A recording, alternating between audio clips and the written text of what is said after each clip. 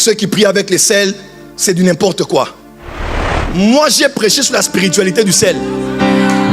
Ça ne te plaît pas, je vais encore prêcher ça s'il le faut. La plupart de vos pasteurs ne peuvent pas protéger leurs brebis sans avoir attaqué quelque part les prophètes et les prophéties. Je vous dis, vous devez le savoir, puisque vous êtes dans une église prophétique, je dois être clair avec ça. Nous sommes arrivés à une saison où le monde spirituel a décidé d'attaquer de manière supérieure les prophètes. Quand on a vu cette vidéo d'une chaîne de télévision, je ne vais plus me taire quand des pasteurs attaquent les prophètes. C'est fini.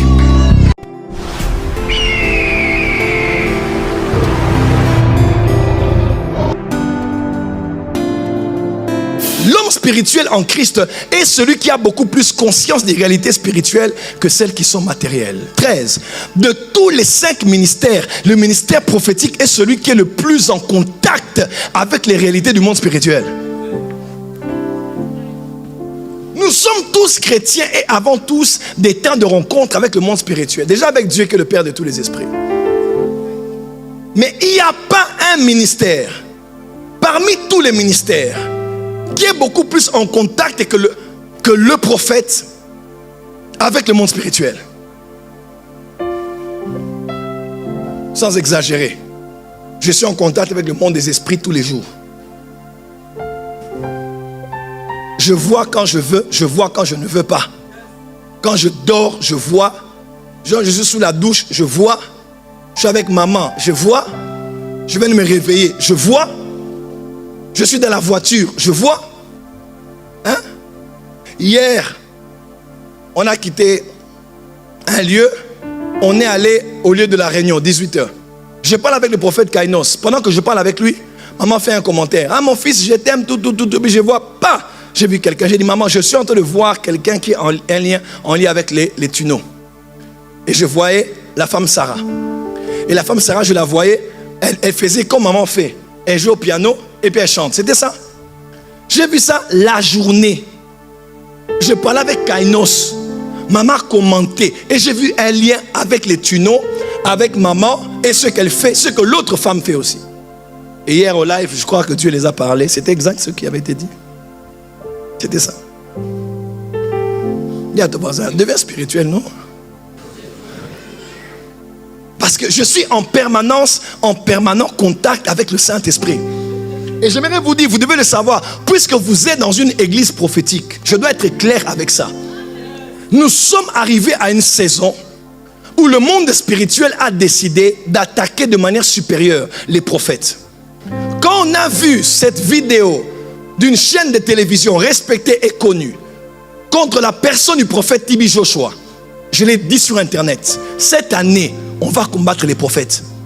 On va aller dans tous les sens pour combattre et discréditer et humilier le ministère prophétique. Pourquoi?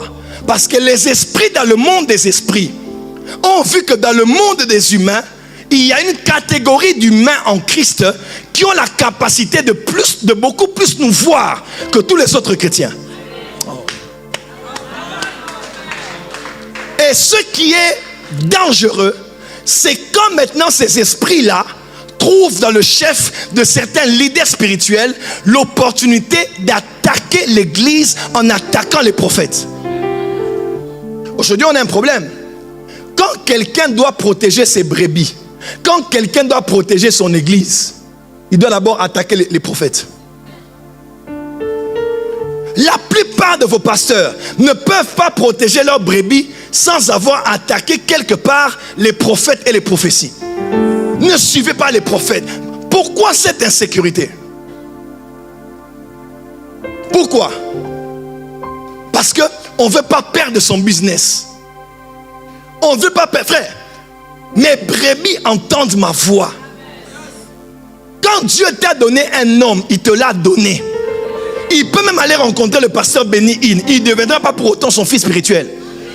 Parce qu'il connaît son père, il connaît sa source, il connaît son pâturage, il connaît sa maison. Mais quand on commence à avoir peur, à faire des réunions, à attaquer et à prêcher du haut de la sainte chair pour attaquer les prophètes, alors il y a un problème. Il y a un problème. Il y a un problème.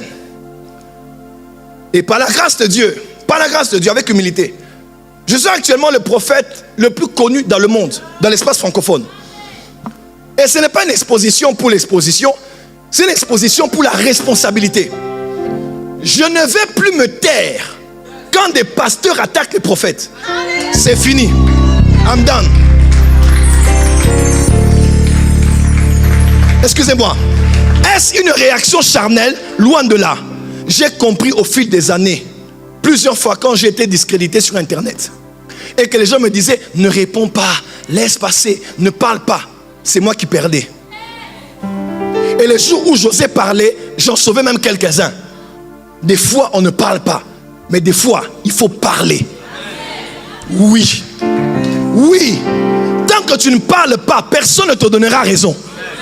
Même un voleur qui a été arrêté a le droit de se justifier devant la cour. Oh my God.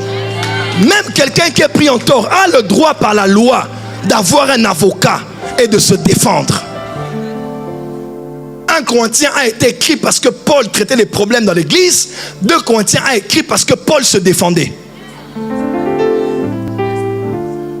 Écoutez-moi ce débat terre à terre.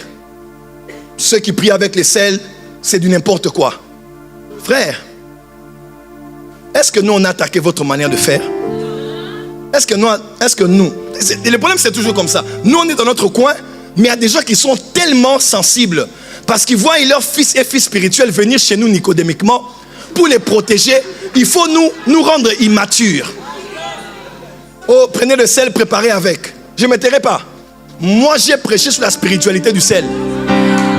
Ça ne te plaît pas, je vais encore prêcher ça s'il le faut.